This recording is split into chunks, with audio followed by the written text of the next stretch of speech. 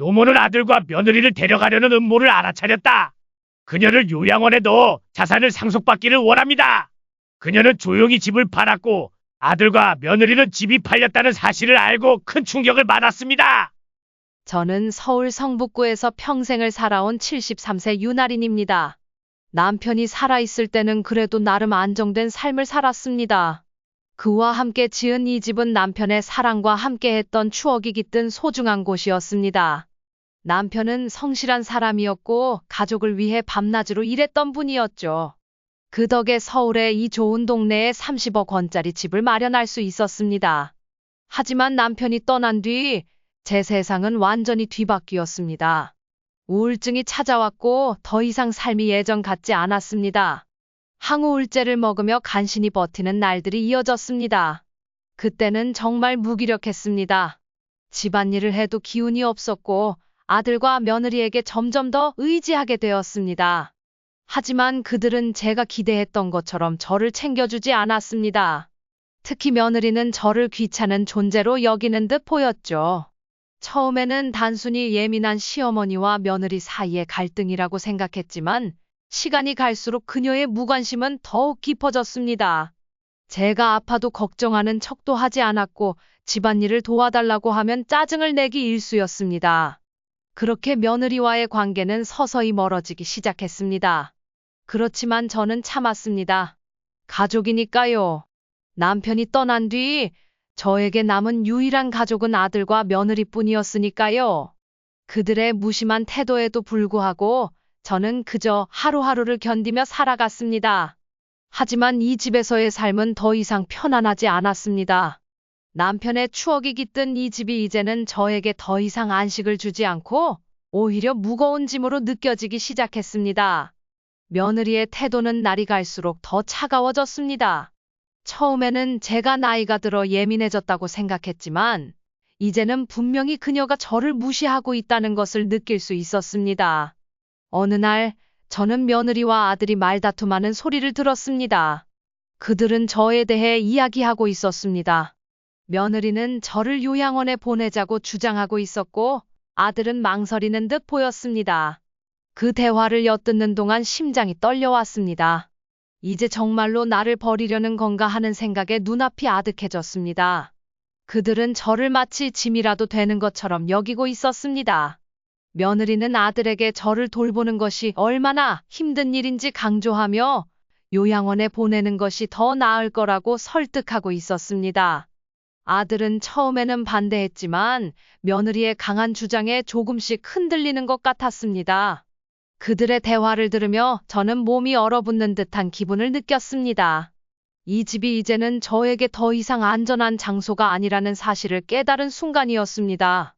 그날 이후로 저는 며느리의 말과 행동 하나하나에 더욱 예민해졌습니다. 그녀는 점점 더 저를 무시하며 집안일에도 전혀 신경 쓰지 않았습니다. 제가 아프다고 말해도 그녀는 귀찮다는 듯이 고개를 돌렸고 아들은 그저 그녀의 눈치만 살필 뿐이었습니다. 가족이라고 믿었던 그들로부터 점점 멀어져 가는 것을 느끼며 저는 더 이상 이 집에 있을 수 없다는 생각을 하기 시작했습니다. 며칠 전 아침 일찍 일어나 거실로 나갔을 때 며느리와 마주쳤습니다. 그녀는 저를 보자마자 피곤한 표정을 지으며 대뜸 요양원에 가자고 말했습니다. 처음에는 농담인 줄 알았지만 그녀의 눈빛은 진지했습니다. 그 순간 저는 그녀의 진짜 의도를 깨달았습니다. 그녀는 제가 이 집에서 사라지길 바라고 있었던 겁니다. 제가 요양원에 가면 이 집이 온전히 그녀의 것이 된다고 생각한 것이죠. 그날 밤 저는 깊은 생각에 빠졌습니다. 이 집을 잃을 수도 있다는 두려움이 밀려왔습니다. 며느리의 진짜 속셈을 알아차린 이상 저는 더 이상 가만히 있을 수 없었습니다. 며느리가 어떻게든 저를 요양원에 보내려는 동안 저는 반대로 이 집에서 빠져나올 계획을 세워야 했습니다. 그렇게 저는 마음을 굳히고 며느리 몰래 모든 준비를 시작했습니다. 며느리가 저를 요양원에 보내자고 아들과 이야기한 날, 제 마음은 마치 얼음장 같았습니다. 집안에 스며든 냉기가 몸을 타고 오르는 듯했죠. 그날 아침, 저는 평소와 다름없이 일어나 거실로 나갔습니다. 그런데 평소와는 달리 며느리가 아들에게 뭔가를 속삭이는 모습을 발견했습니다. 멀리서 봐도 그녀의 눈빛에는 불편한 기운이 감돌고 있었습니다. 저는 들키지 않으려고 조심스럽게 발걸음을 옮겨 그들 가까이로 다가갔습니다. 그 순간 며느리가 저를 요양원에 보내야 한다는 말을 하는 소리를 들었습니다. 그녀는 제가 혼자 생활하는 것이 어렵고 집에서 저를 돌보는 게 큰 부담이라고 말했습니다. 아들은 처음엔 망설이는 듯했지만 며느리의 말에 점점 설득당하는 표정이었습니다. 그들의 대화를 듣는 동안 제 심장은 두근거리고 손끝이 떨려왔습니다. 그들은 제가 그 방에서 모든 걸 듣고 있다는 걸 몰랐습니다. 그 순간 이 집이 더 이상 제게 안전하지 않다는 생각이 들었습니다. 이곳에서의 평온한 날들은 끝난 것 같았습니다. 그날 밤 저는 한참을 잠들지 못했습니다. 며느리가 한 말들이 머릿속에서 계속 맴돌았고 아들의 침묵은 저를 더 깊은 어둠 속으로 몰아넣었습니다. 며칠 후 아들과 단둘이 있는 시간이 있었습니다. 그는 평소와 다름없는 표정을 짓고 있었지만 제 눈에는 그의 어색한 태도가 보였습니다. 점심을 먹고 난 뒤 저는 아들에게 직접 물었습니다. 며느리가 요양원 이야기를 꺼냈던 그날에 대해 말이죠. 아들은 잠시 말을 망설이다가 자신도 그 방법이 나쁘지 않다고 생각한다고 했습니다. 제가 혼자 생활하기에는 힘들고 요양원에 가는 것이 오히려 저를 위해 좋을 거라고 말했습니다. 그 순간 모든 것이 무너져 내리는 기분이 들었습니다. 그토록 믿고 의지했던 아들마저도 며느리의 말에 넘어가 저를 외면하고 있다는 것이 분명해 보였습니다. 그때 제 눈앞에 며느리의 냉소적인 표정이 떠올랐습니다. 아들이 제게 말할 때 내뱉는 말투는 마치 속마음을 감추려는 듯했지만 그 속에 숨어있는 냉정함을 느낄 수 있었습니다. 제가 아들에게 더 이상 중요한 존재가 아니라는 생각이 들자 가슴이 미어질 듯 아팠습니다. 그 후로 가족들 사이에서 저는 더욱 외로워졌습니다.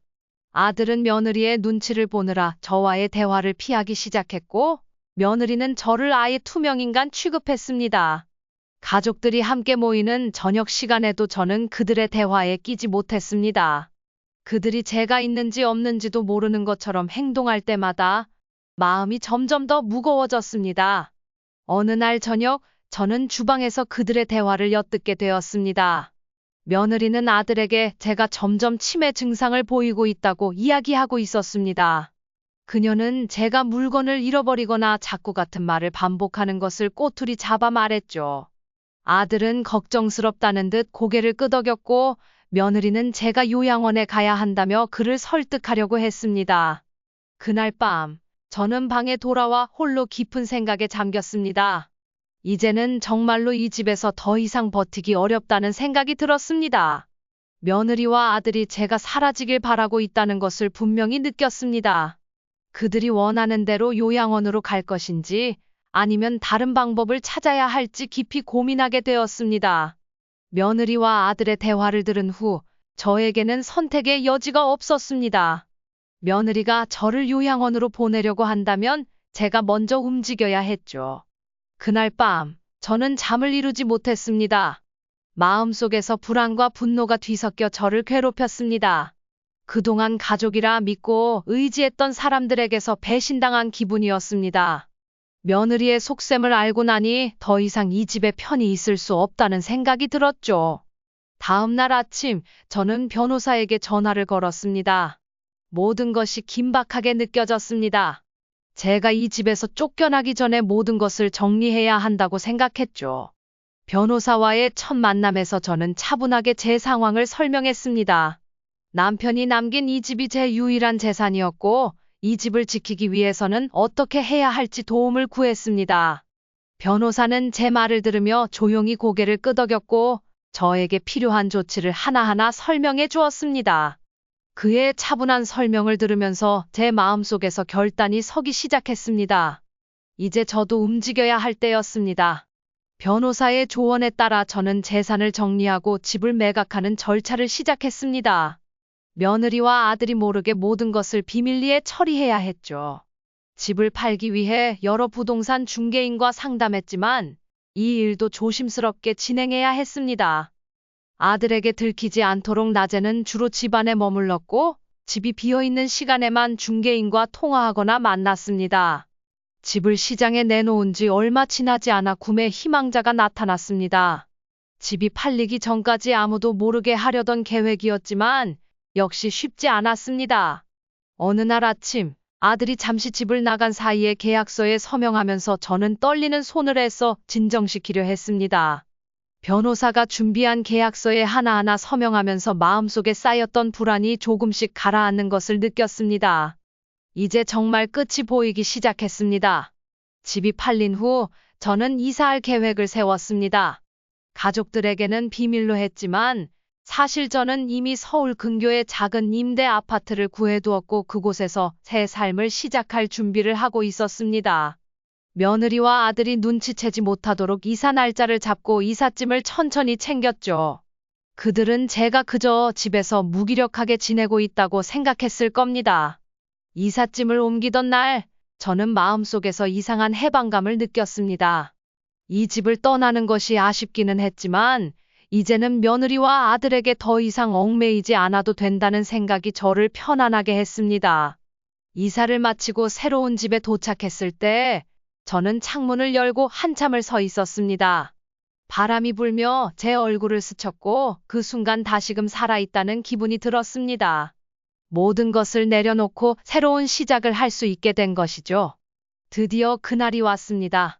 아침이 밝자마자 며느리는 제가 요양원에 가야 한다고 재촉했습니다.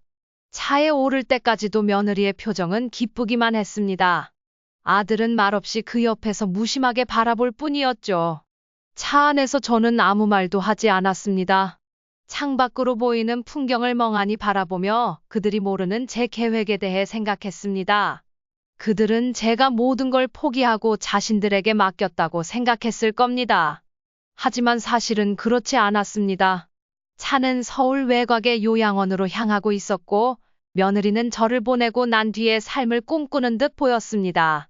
그녀의 표정은 기대감으로 가득 차 있었습니다. 아들도 별다른 말은 없었지만 그 역시 묵묵히 며느리의 계획에 따르고 있었습니다. 차 안의 공기는 차가웠고 저는 그 속에서 조용히 결심을 다졌습니다. 요양원에 도착할 때까지 저는 끝까지 침묵을 지켰습니다. 요양원에 도착하자마자 저는 미리 약속한 변호사를 만났습니다. 며느리와 아들은 변호사를 보고 당황한 기색이 역력했습니다. 그들이 놀란 이유는 변호사가 들고 온 서류 때문이었습니다. 변호사는 차분히 서류를 펼치며 제가 이미 집을 팔았다는 사실을 그들에게 설명했습니다. 그 순간 며느리의 얼굴이 하얗게 질렸고 아들은 어리둥절한 표정으로 변호사를 바라보았습니다. 그들은 제가 모든 것을 알고 있었고 이미 준비를 마쳤다는 사실을 깨닫는 순간이었죠. 변호사는 제가 집을 팔고 새롭게 시작할 준비를 끝마쳤다고 말했습니다.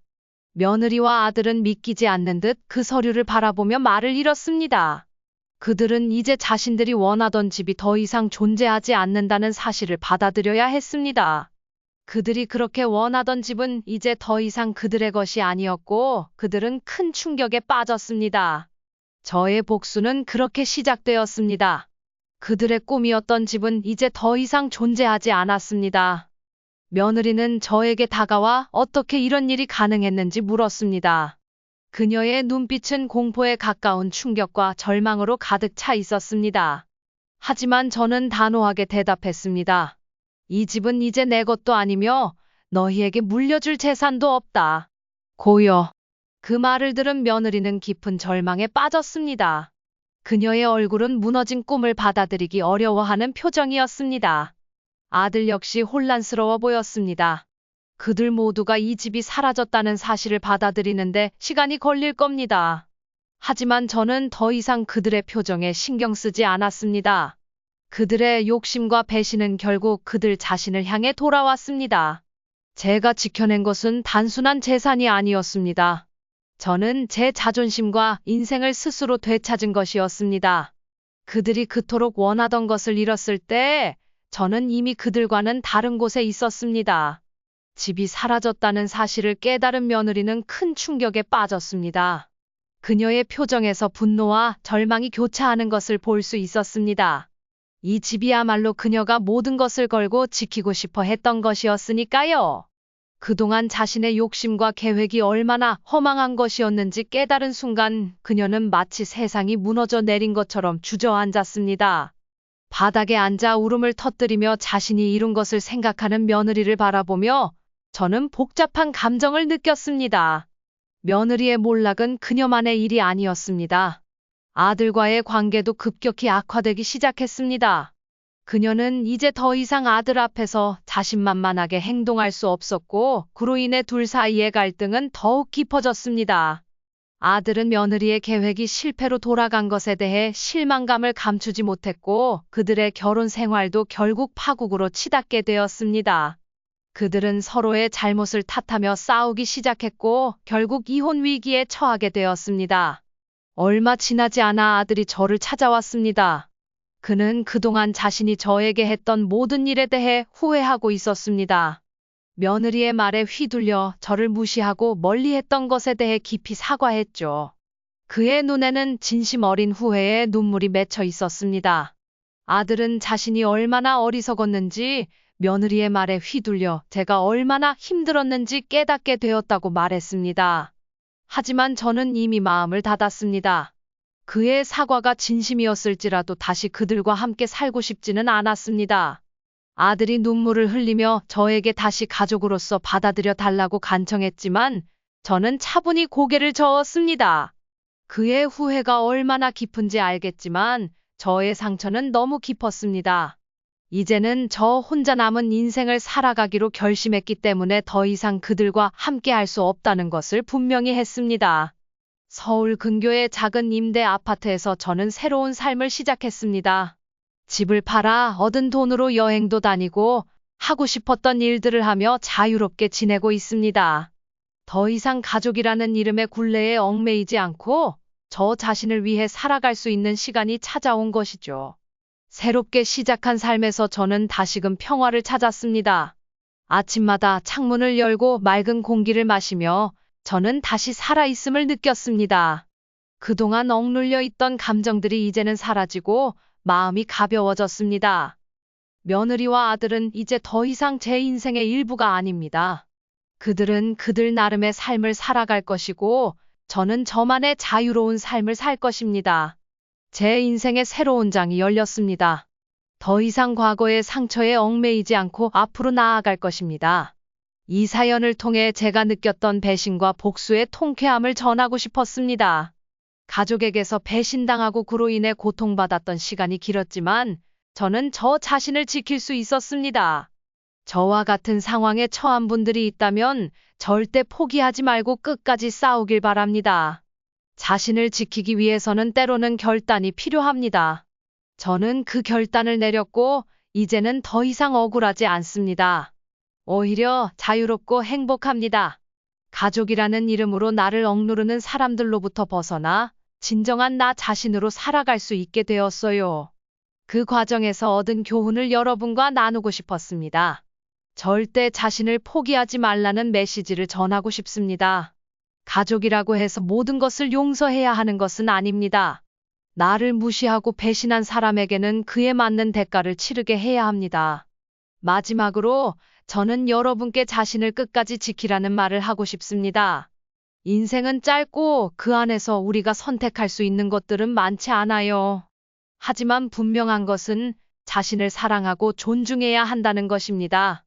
가족이든 누구든 나를 무시하고 배신하는 사람에게는 반드시 그에 대한 대가를 치르게 해야 합니다. 저는 그 선택을 했고 그로 인해 제 인생은 다시금 빛을 찾았습니다. 지금 저는 그 누구보다도 행복합니다. 이 작은 아파트에서 자유롭게 평화롭게 살아가고 있습니다. 과거의 상처는 시간이 지나면서 아물었고 저는 이제 제 자신을 더욱 사랑하게 되었습니다. 여러분도 그렇게 되기를 진심으로 바랍니다. 자기 자신을 사랑하고 존중하며 살아가세요. 그것이 바로 인생을 진정으로 사는 방법입니다.